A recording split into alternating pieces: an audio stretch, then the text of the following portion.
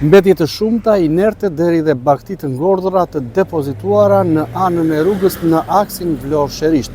Në një vëzhgim të kryer nga Blu Televizion vëret re një skandal i madh për sa i përket depozitimit të mbetjeve, por mbi të gjitha edhe bagtive të ngordhura, të cilat në fakt duhet të groposen dhe të mos lihen në anë të rrugës, pasi përbëhen edhe burim infeksioni për qytetarë të ndryshëm.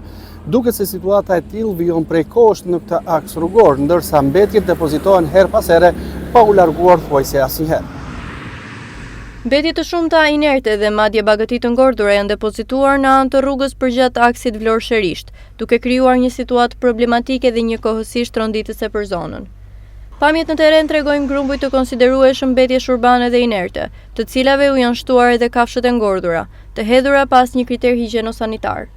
Këto të fundit përbën një rrezik serioz për shëndetin publik, pasi sipas rregullave duhet të groposen dhe të trajtohen në mënyrë të kontrolluar për të shmangur përhapjen e infeksioneve.